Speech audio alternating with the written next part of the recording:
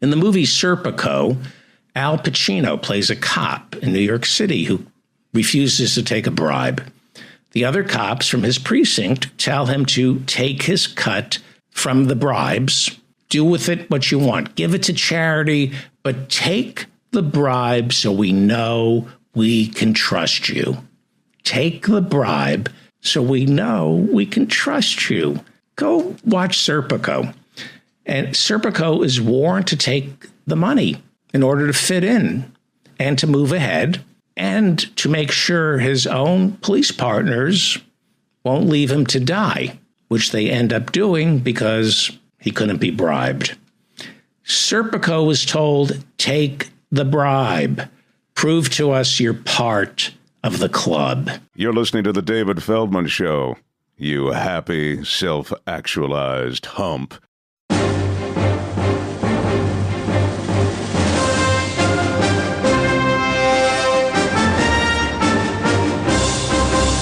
When you get to the top of the food chain in corporate America, in politics, in Hollywood, in academia, they want to make sure you've made your bones.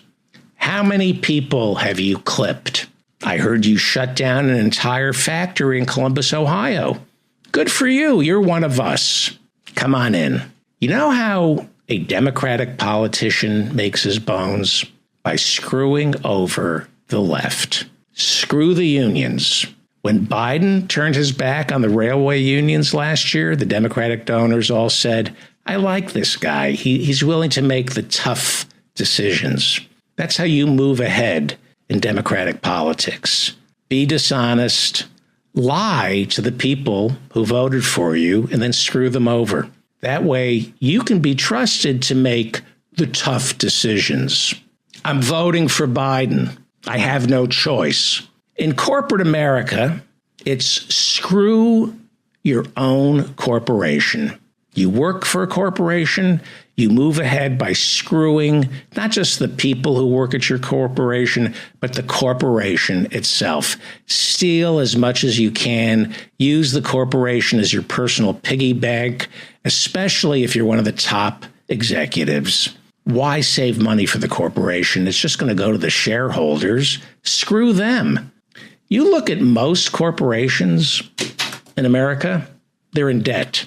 They pay their workers crap, practically no dividends to their shareholders. They don't pay their taxes. The only ones making money are the CEO and his flunkies. That's it.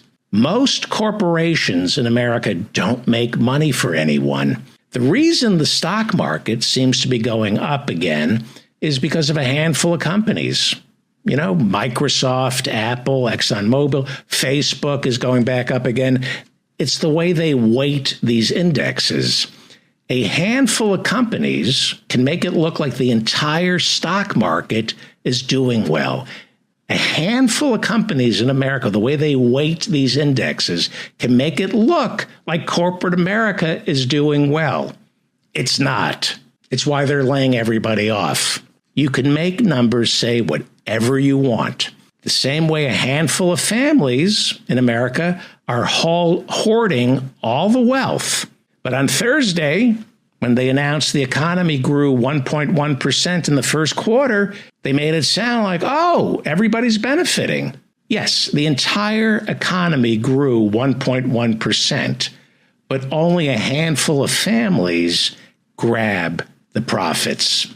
Half this country can't come up with $500 for a medical emergency. And yet, the new numbers out on Thursday say we're not in a recession. Isn't it amazing how great everyone is doing? It's all about lying to everybody. You move ahead in this country just by lying and cheating. It's not about loyalty. It's about dirt. It's about being a dirty human being. What, you're not going to pad your expense account on the business trip or try to bang Marla? Come on, I need to be able to trust you. That's the corporate mindset. And like over at Fox News, they're doing Oppo research on their own employees. Oppo research on your own employees. Because in corporate America, your employees are your opponents. Your employees are your opponents. You go to work for a corporation, your boss is more afraid of you than it is the company you're supposedly competing against. In corporate America, your rivals aren't other corporations. Your rivals are your coworkers, people who will either try to take your job or ask for more money by threatening to quit. It's an extortion racket. That's what corporate America is. It's all about getting something over on someone, and the way to do that is getting something on them. Get some dirt. That's how you move up. As I've said on this program since the beginning, you don't move ahead in corporate America by doing a good job. You move ahead by being a bad person. The people at the tippy top are ambitious. That's all they are. They're not talented. They're just ambitious.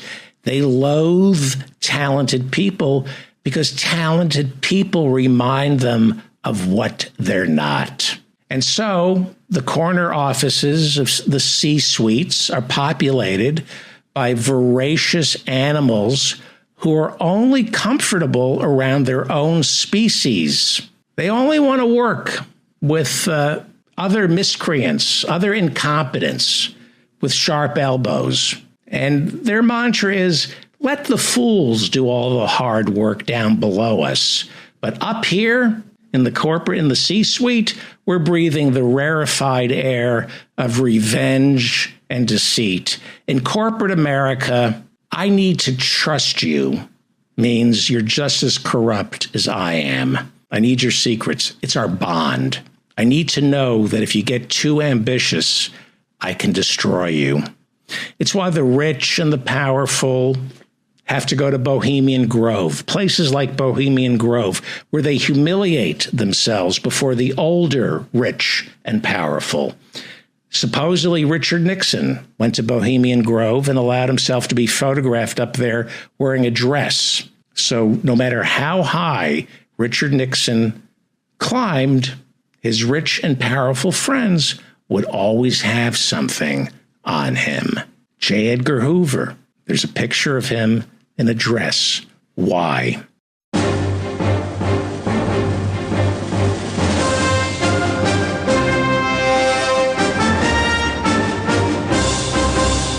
You're listening to The David Feldman Show. You happy, self-actualized hump. It's time for our comedy virus.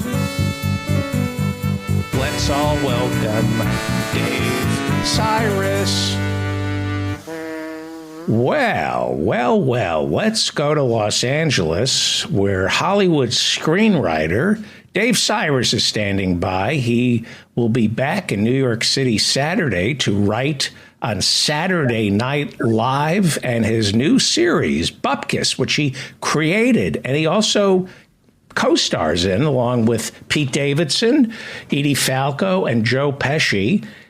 Bupkis premieres on the Peacock Network, I believe, this week, Friday night.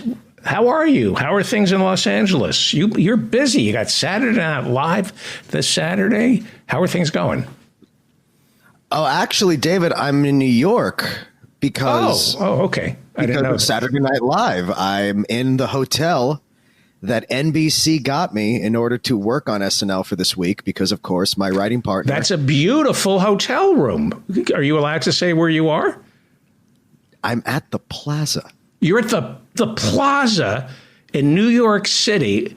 I didn't read my notes. So you're at the Plaza getting ready for Saturday Night Live. This Saturday night, Pete Davidson, the star of Bupkis, who you co-created Bupkis with. I did co-create Pete. And you're going to be plugging it this Saturday night on Saturday Night Live, and you're in the thick of it at 30 Rock. How's it going? Can you give us a hint of what the show's going to be like? I have what might be considered terrible news. What? There is not going to be a Saturday Night Live. What? Why isn't that? Why? What? How could that be? Even though I'm in this beautiful hotel they gave me, for the purposes of being able to be right where I need to be all week. Apparently, and I want you to get upset. I know how much you don't like unions, but we had no choice but to strike. The Writers Guild. Who's on strike? The Writers Guild. You see, David, people who write for, screen, movies and TV, we're all part of a union. Unions aren't as powerful as they used to be in this country, unfortunately. And, sometimes we have to go on strike to get equitable treatment. So you're telling me, strike. Hang on. Let me understand this. Saturday Night Live will not be seen this Saturday because the writers are striking. Not yet. Well, yes, but not just the Saturday Night Live writers. All writers in the guild, all screenwriters are on strike. But can't they do Saturday Night Live without writers? What do they need writers for? 100% they could. They just shouldn't. Couldn't they just turn the camera on and everybody just is funny? I'm funny. My Uncle Morty is funny. They don't need writers. Why can't they just? Well, that is what SNL was doing from 1982 to 1985. The Gene Domanian years. Yes, exactly. Right. But yeah, what happened last time, 15 years ago, was it went on for months and shows. E. Jean Carroll, by the way, wrote for Saturday Night Live during the Gene Domanian years. Did you know that? Yeah. Yes, I do know that, but we're rooting for her nevertheless. Those weren't great years, and that's probably why she once said that was literally the worst experience of her life. Wow, and we'll leave it at that. We'll just leave it at that. That's pretty funny, actually. Yeah, no, she's what you just said is pretty funny. She is a heroic woman, and I really appreciate her putting her life on the line to do what's right. Literally. Yeah, 100%. Literally.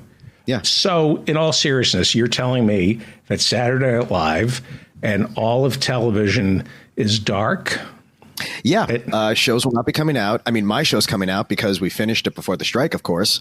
But now, unfortunately, it has less competition. And we're gonna see how long this lasts, because I went to SNL Monday before the strike happened, said hi to everyone, did the pitch meeting, and the whole time we're like, well, let's see if we're here tomorrow. Because everyone was hoping, but I, at the time, was literally just saying, like, I don't think there's much chance at all that this is happening.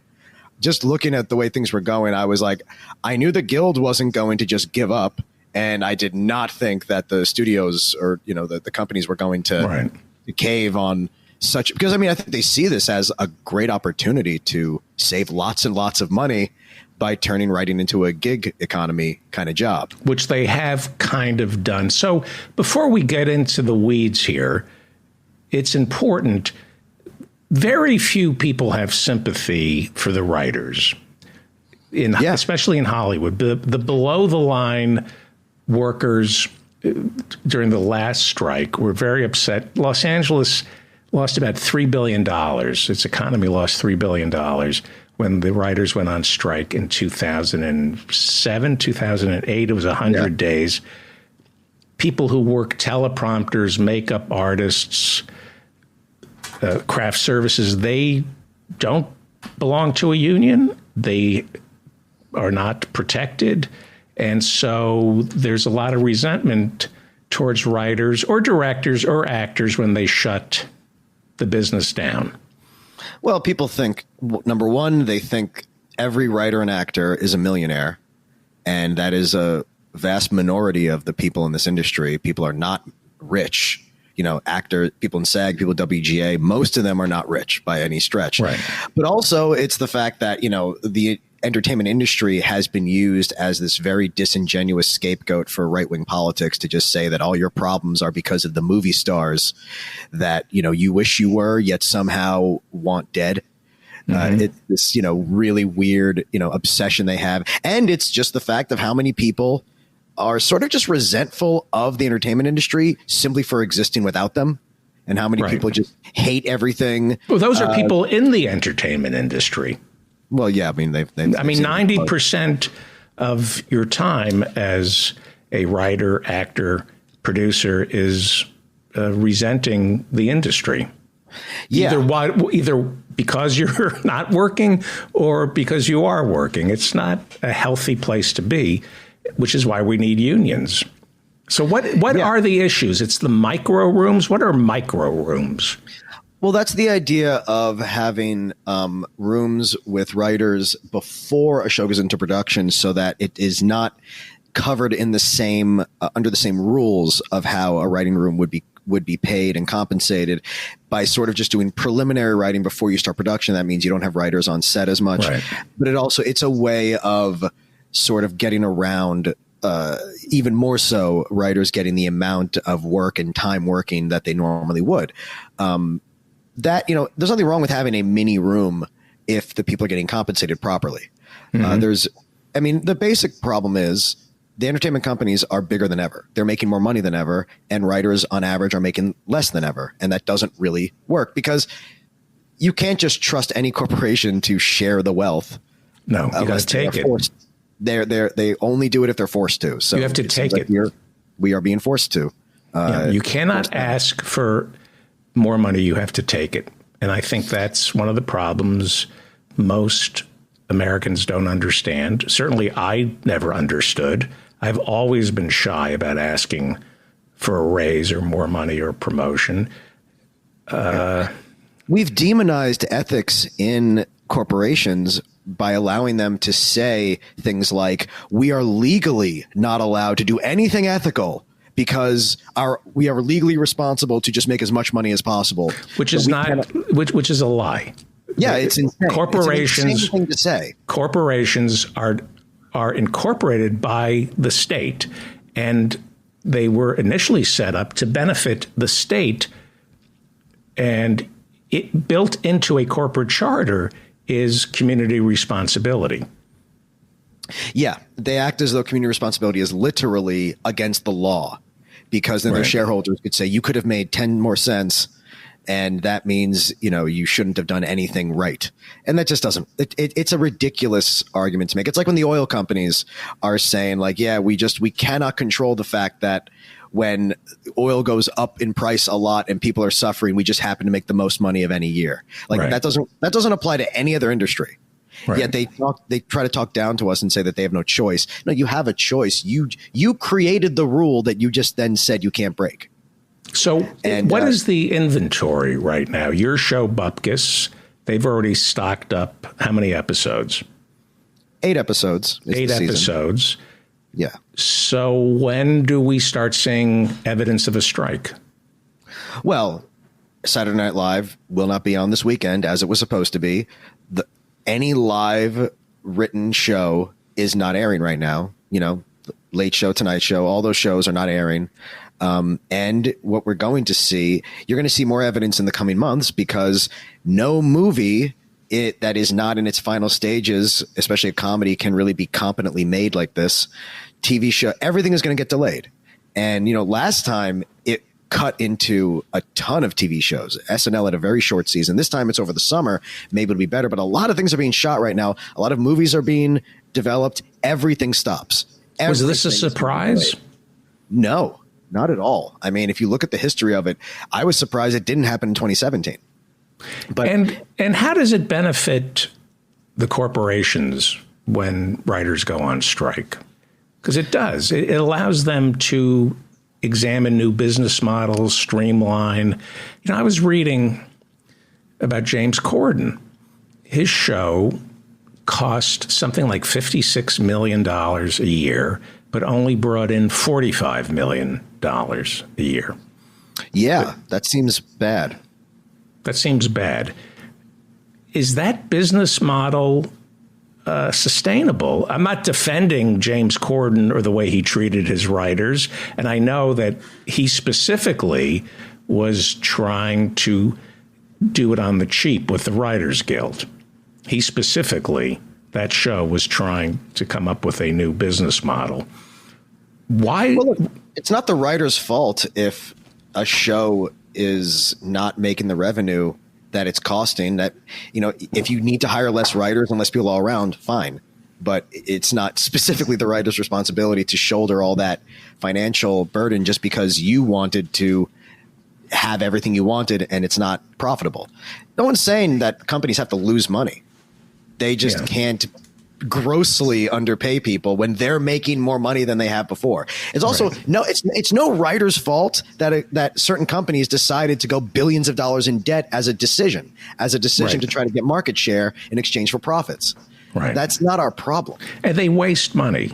All corporations waste money on stuff that has nothing to do with the product.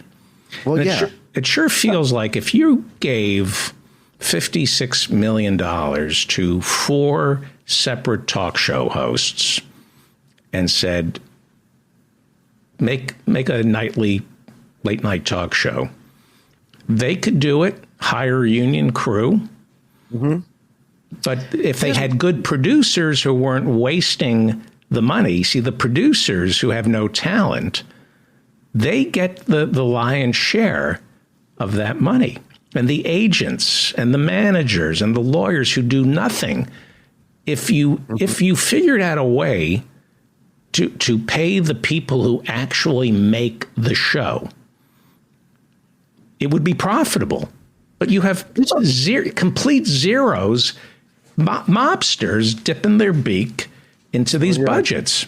Well, let's even look at it in a more simple way, that not even about entertainment industry. This goes back to the idea that a few decades ago, a CEO usually made something like $15 million compared to the lowest person in their company making $15,000, let's say, 40 years ago.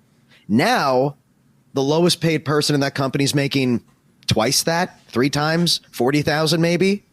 And then the CEO is making $300 million. Right. So we've just created a scenario where CEOs are just making such a huge percentage of the profits that everyone else is suffering. And it's like, am I crazy to think that a CEO who makes $250 million a year would probably do just as good a job making $50 million a year? Right. Is that crazy? At some point, they're not working harder for that extra. Like, at some point, they're not being like, I work this hard if I'm making $100 million, but I work this hard if I'm making $200 million. Like, no. Is this a fair statement for people who aren't comedy writers? You should go look at the credits on a television show and see that all the producers and the executive producers, and measure. You can't imagine who's getting more, but I can assure you the people above the writers are making way more than the writers. They might have a percentage, they may have points in the profits, and they do absolutely nothing. And I mean that is zero. Zero. Well, the thing you have to remember is that the word producer or even executive producer can mean vastly different things. Right.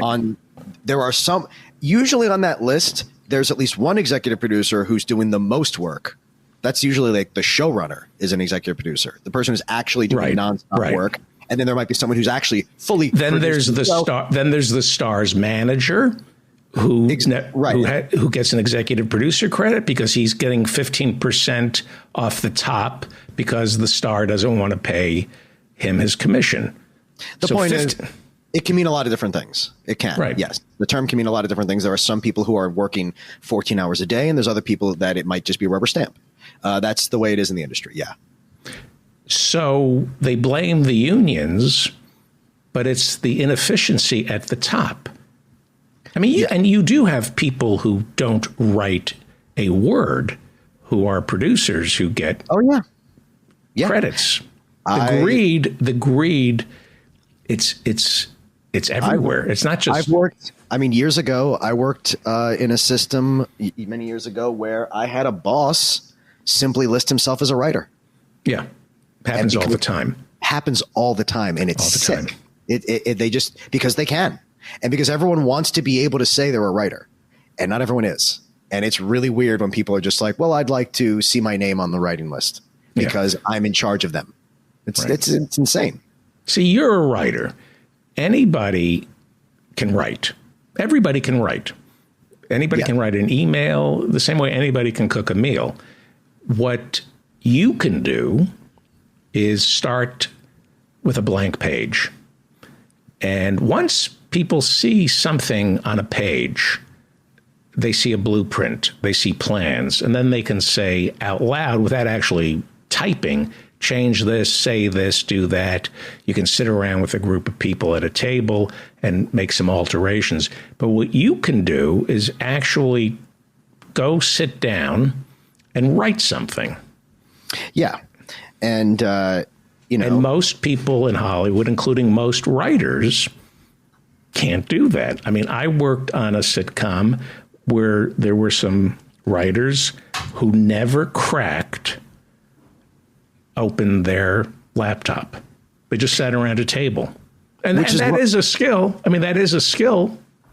And that's what AI is. So that's what makes AI so weird, is because you know what's going to happen. Executives dream of this day that they don't need writers because they can just have AI and they can tweak it. They think that they can massage an AI until they have something that's a good product. And the truth is, there are some mediums that might work in. Procedurals, things that are incredibly repetitive and hacky. AI at this point cannot write competent jokes, so it cannot write competent dialogue. But it can write. It's scary. It's scary what it can do. It can, but it can't, because just like with AI art, people are not realizing it's not inventing ideas. It's just cobbling them together from enough different sources that it doesn't seem stolen anymore. Right. But that's what AI art was. So you're going to have a lot of AI get sued for plagiarism, to be perfectly honest, because that's what it's doing. By another AI. Yeah. It's cobbling things together. Well, yes, I mean. Well, let's start before we catastrophize. There is some good to AI. Well, yeah, I mean, it'll force humans to be more creative.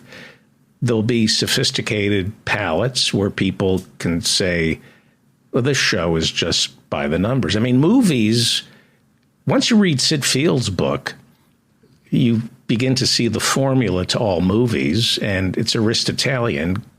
It's what we're accustomed to, the same way a song has a formula. But the formula has to change, has to keep up with AI. Certainly television changed with streaming. Yes. Sitcoms were no longer these 3-act, limited, self-contained programs. There was a seasonal arc now because of streaming, because of binge watching. So don't you think the human mind, is resilient enough to outmaneuver AI? We only use, 3% of our brain? If you're a Republican, 2%. So won't this force us to use more of our brain to outwit AI? I mean, I think that, yes, the brain is capable of adapting, and that there are just a lot of things AI can't do. And you're going to see that people who try to make shows with AI, the shows are going to be as bad as you imagine. Unless you have someone who is creatively changing those decisions. I don't really see, and especially in comedy, I just don't see it happening. I don't see it being able to replace anything. I mean, they had AI try to write plots, and not only were they rudimentary, but it's like, who cares? A plot shouldn't be that complicated when it comes to a comedy show. It's the execution and the content. So I'm not that concerned about it. But just like, remember how Friends was the first show that was created without a creative showrunner? It was just executives hiring writers. They would love for a situation to exist where they can do the same thing. They're just unaware of how bad that's going to be. Yeah. So they would love us to not be human beings. I live on the Turner Classic Movie app. It's pretty much any free time I have, I watch Turner Classic Movies on my phone. That's what I like to do. And I like watching movies on a phone because you can see everything. And Turner Classic Movies does synopses of every movie, beat by beat. And I realized that you could just take the synopses of the movie. What was Airplane based on? Something Zero. Yeah, it was based on some drama about air travel. Yeah, right. And it was pretty almost beat by beat. Yeah, they recreated it. Realize how much is directly parodied from it. Yeah, right. And so, I was looking at some obscure outline that TCM provided for some obscure movie starring Robert Stack. And I thought you could easily just copy and paste these beats and write a script off these beats. Change the names, change the setting, the desires, the inciting incidents can change, but you'll know the pacing. You just copy the pacing.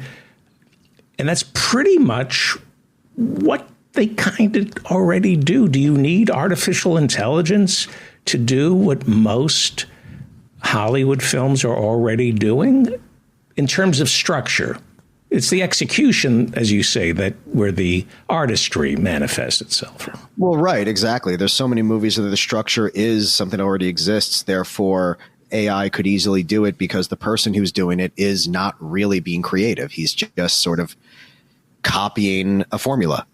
So, but like I said, that's not the hard part, is all I'm saying. It's, right. So yeah, they definitely could use it. And look, there are people who are going to build things off of AI because they, exactly like you say, they're the kind of people who can look at something and tweak it, but they can't just create something. Right. I have to believe that those are going to have that the quality level will be low enough that it's glaring and that it's so not is worth this the money. good or bad? Because as you know, I'm going to AI is terrible. No, AI is fucking terrible. It is terrible, but let me go with the positives. There is an artificial shortage of doctors in America. There are only something like 200 medical schools because the AMA believes in supply and demand. Fewer doctors mean you can charge more. So F them. People are dying because there's a shortage of doctors. Yeah. So if AI, I mean, what's going to happen with AI within a year, because we already have these AI, these chat GPT is, what is it called? Yeah, chat GPT. Already passed the bar. Right, we could do without lawyers. Well, yeah, lawyers are actually the ones who are going to be the most directly affected by this because people who just write contracts are not doing literally anything creative. They're just copying formats and changing the names. It doesn't really need to be a human being doing it. No. And with doctors, you know, you can, if you have a diagnosis and you need to know what medication, what treatment, the doctors are going to be forced because of malpractice to rely on a specific AI to at least approve what they're doing. Yeah. They're not going to trust a doctor to proceed without first checking with AI. Yeah. Well, look, AI can replace a lot of jobs if we allow it. But my question to you is, most jobs, as David Graeber writes, are bullshit. It turns out wiping grandma's ass when she's 104 is a noble profession. Yeah. That we start paying people to do real jobs like wiping grandma's ass, taking care of children. Daycare workers make nothing. Well, that turns out raising kids is the most important job you can do. Go ahead. I'm talking too much. I apologize. No, I'm saying that, that would be good. That would be great if that was the end result of it. But that just goes along with having sort of rehaul the concept of labor costs and who gets paid what. And universal income is going to have to be an issue when there just aren't any jobs that need people to be doing them anymore. But there are always, I think it's values. There are always jobs that have to be done. Right. But the question is, if it's a job that anyone can do, how much is it going to pay? Right now, usually the amount you get paid is proportional to how difficult or how many people can do a job. If it's a job literally anyone can do, it pays very little. If it's a job a small number of people can do, you can make a lot of money. Right. But yeah, it would have to be a complete change in the idea of who deserves what, do we pay people more than we could get them to work for? That feels like something we would have to really become a much better society to get to the point of.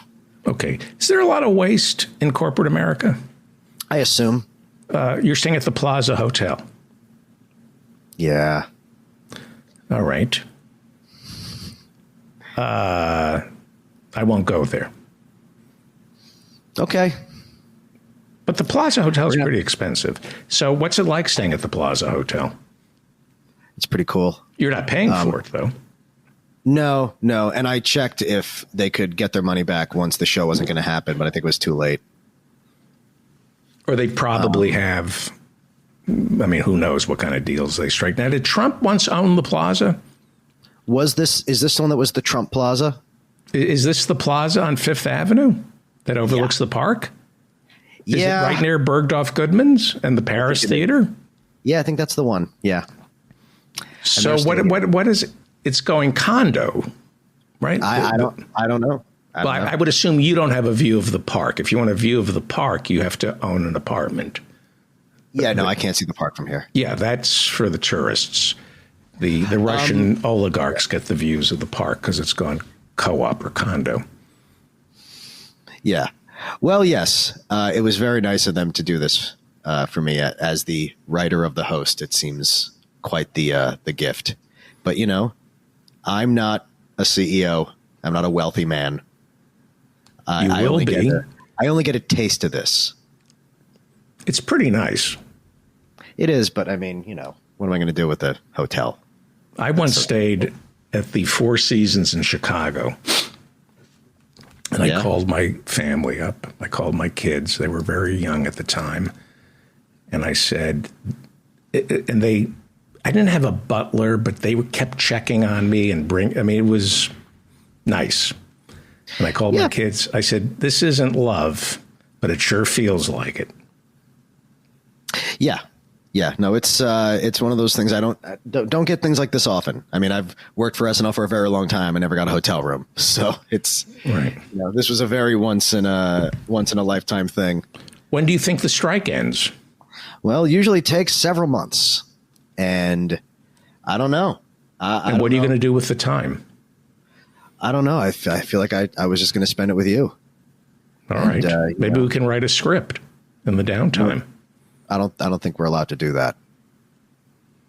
Aren't you allowed to write for yourself? I don't know. Am I? Like, don't you come up with ideas during a strike for yourself that you want to pitch or something? I don't know. I don't know if that's even a thing. I mean, I suppose if you have an idea, you can't control it, but we couldn't work on something, I thought.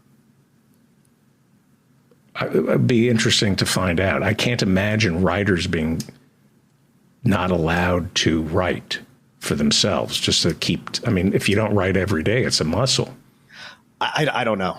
I don't know how. I mean, yeah, it's hard to imagine them, controlling that. But I don't know if, agreeing to do that with you right now violates something. I honestly don't. Maybe teaming up is probably. Yeah, I would imagine. Yeah. We're not supposed to be working. I'm not even bathing. I don't want people to think that I'm, not taking this seriously. Right. But, it'll end because I mean, more people want to watch TV than ever before. So I don't think they're going to give up on just having shows. So tell me about the picket today. You were picketing your own show? Yeah. The first day of the picket was out front at Peacock's Ad Fronts, which was advertising my show Bupkis. And I got interviewed by Axios where the guy afterward said, craziest thing about it was talking to a writer for a show picketing in front of his own show's poster. And where were these upfronts held? This was at the Peacock offices on, I think, Fifth Ave. Oh, so it wasn't in some theater or something? No, it was on the street out.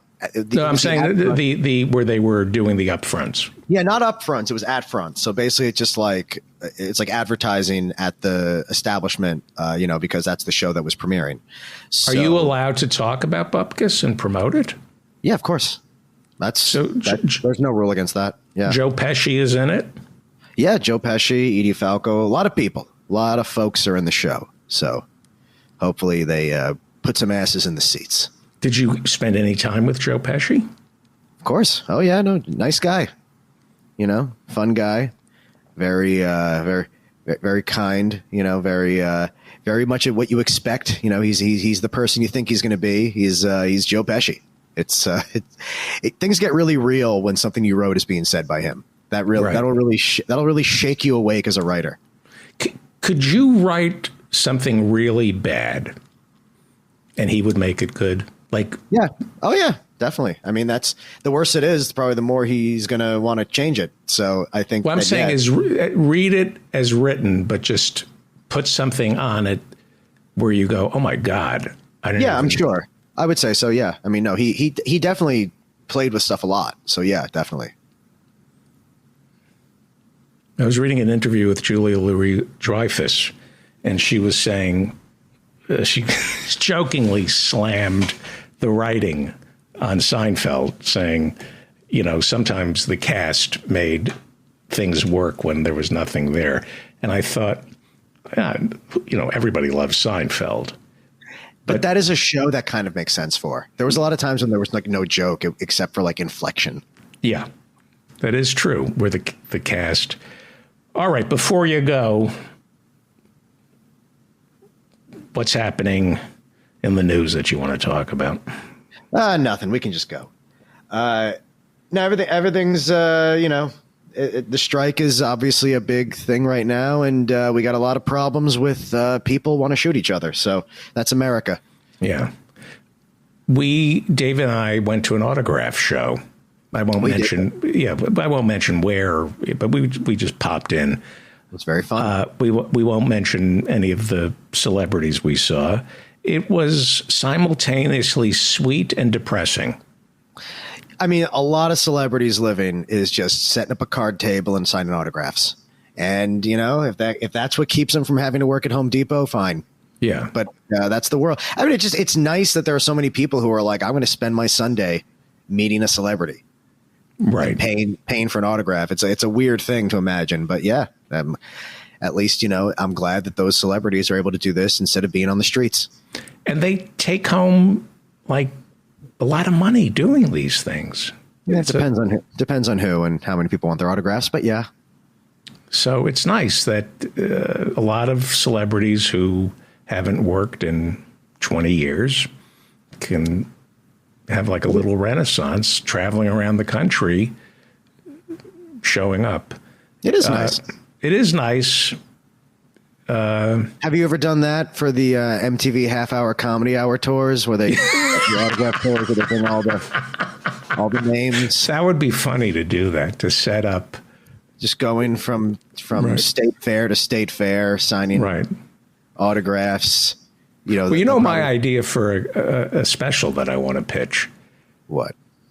I play Madison Square Garden. That's funny.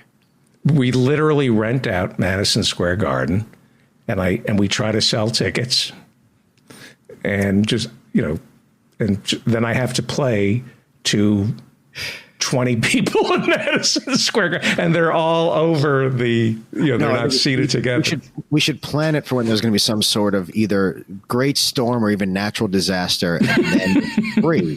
So you see if you can get everyone just trying to get out of the rain into your show, and then see as the show goes on, do they choose to go back out into the rain, right, or stay where they can hear you? I just wonder how many how many tickets could I sell? Like, you know, I could run into Louis C.K., who can still sell out Madison Square Garden, and I can talk to him and how you doing? And I'm thinking, I can't sell one ticket for people to come see me at Madison Square Garden. He can't sell enough. I mean, there aren't enough tickets. It's amazing. Maybe if there was some sort of talent that I had, incentive. I mean, I feel like you could sell more tickets to a glory hole than stand up. That's just the way the world is now. All right, Dave Cyrus, how do people contact you? That's it, Dave Cyrus. You don't have to contact me. Thanks, man. Bye. It's time for our comedy virus. Let's all welcome Dave Cyrus. You're listening to The David Feldman Show, you happy, self-actualized hump.